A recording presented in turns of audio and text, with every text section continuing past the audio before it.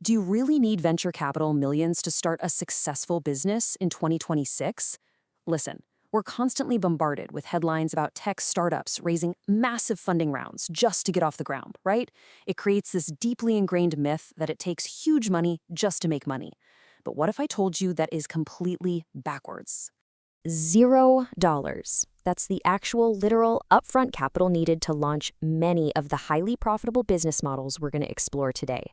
No, not a million, not even 1,000. Literally zero. So welcome to this explainer.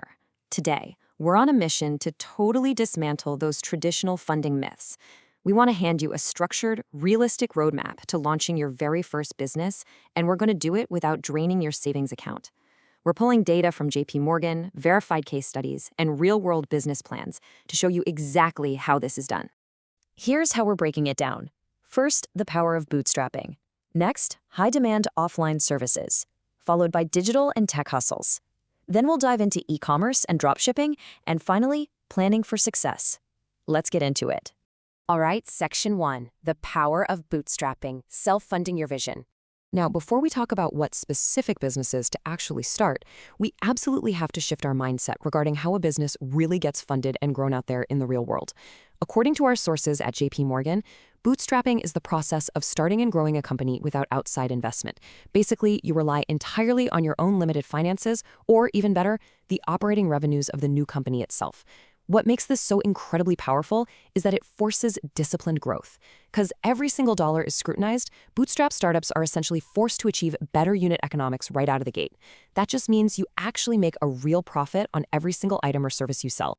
This whole bootstrapping thing offers a really stark contrast to traditional funding. Look, VC money might buy you rapid scale, sure, but it comes at the steep cost of giving away pieces of your company. You're diluting your equity, and you're dealing with external interference. Bootstrapping, on the other hand, that means you retain 100% control and ownership of your business. You dictate the strategy, and you naturally build healthier margins because you aren't masking bad business models with piles of investor cash. So yeah, growth might be a bit slower, but it is entirely yours. Our JP Morgan source also highlights this really interesting alternative, a kind of hybrid model called seed strapping. This is where you raise just a single initial round of funding from early investors, and then boom, you immediately pivot to building a sustainable, positive cash flow business. It gives you a slight jumpstart while minimizing the heavy equity dilution that comes from endless fundraising rounds. Moving right along to Section 2. High-demand offline services. Profits in the real world. Let's dive into our first bucket of rapid-fire opportunities. We're talking about analog, real-world businesses that require minimal to zero overhead to launch. Think about stuff like lawn care, professional organizing, laundry pickup, or mobile notaries. Now, I know what you might be thinking. These sound incredibly unglamorous. But here's the thing. People are way too busy, and quite frankly, their garages are a disaster zone.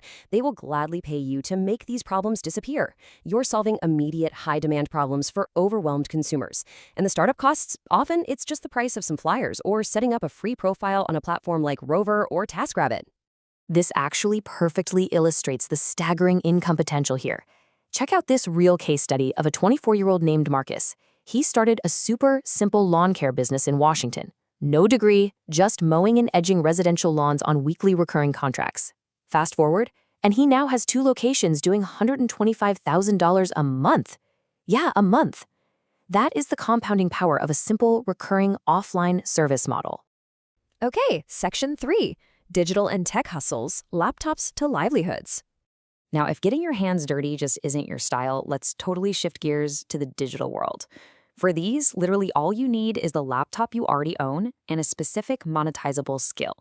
Consider AI prompt engineering, for instance. Businesses know they need AI, but they are completely lost on how to actually use it. If you master this, you can charge $75 to $200 an hour, and your startup cost is basically just a monthly AI subscription. Or take Notion setup. Professionals are drowning in disorganized info right now. If you set up their systems, you can charge up to $2,000 per project. You're just taking highly specialized knowledge and translating it directly into a low-cost, high-yield business. Here's another fantastic example of transitioning a skill into a serious livelihood. Anjali Sakdeva was a corporate risk analyst who absolutely hated her desk job. So she got certified as a fitness instructor, took her coaching online and in person, and was soon pulling in $6,000 to $7,000 a month. The takeaway here? Digital education, consulting, and coaching can absolutely replace a standard 9 to 5 if you just package your expertise correctly. Which brings us to Section 4, e-commerce and dropshipping, selling without inventory. This one is an absolute favorite in the side hustle community, but as promised, we're going to look at the actual mechanics and the risks objectively. Dropshipping is essentially retail without the inventory. First, a customer orders a product from your website.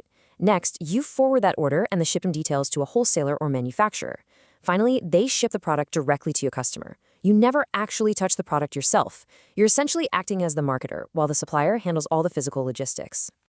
And the upside can be absolutely massive. Take Francisco Rivera, for example. He started a print-on-demand candle shop on Etsy, where designs are only printed when someone actually buys them.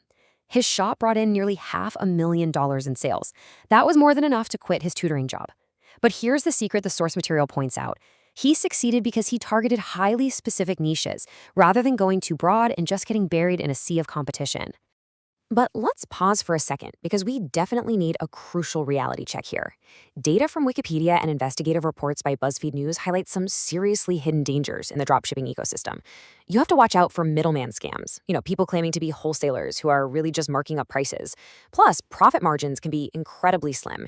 You also have absolutely zero control over product quality or shipping delays, which can totally ruin your reputation. And if a customer wants a return, well, you are usually the one eating that cost, so it requires extreme diligence to do this right. All right, our final stop, Section 5. Planning for success, execution is everything. Listen, having a $0 idea is totally useless without a rock-solid execution strategy. JP Morgan outlines some vital survival tips for bootstrapped founders to keep in mind. First up, prioritize paying customers immediately. Their feedback is literally the lifeblood of your product. Second, keep operations incredibly lean. Just because you're starting cheap doesn't mean you can work recklessly. You've got to carefully manage your cash flow. Third, allocate resources wisely by leveraging AI and no-code tools instead of hiring expensive agencies. And finally, actively guard against founder burnout. Self-funding creates immense pressure, and your mental health is absolutely vital to the survival of your business. To give you a super tangible takeaway, here is a highly effective business plan structure from Smartsheet. First, clearly define the problem you're solving and your specific solution. Next, identify your target market. Like, who exactly is opening their wallet for this? Then, analyze your competition to find your unique advantage. And finally, outline exactly how you'll execute your sales and marketing. You don't need some 50-page document. You really just need to answer these 4 core pillars. And as you launch that blueprint, remember this absolutely critical piece of advice from Business Plan Vault. Start with one single offer. Don't try to be everything to everyone on day one. It just doesn't work. Price it for profit. Please, don't undercharge just because you're new. And as soon as those early dollars come in, reinvest that revenue directly back into tools and marketing that multiply your capacity. So, we've dismantled the funding myths. We've explored real-world and digital businesses that cost next to nothing to launch. You have the blueprint, and you know the capital required is literally zero. So, I leave you with this final provocative question. What is holding you back from starting today? Thank you so much for joining me on this explainer, and I seriously can't wait to see what you build.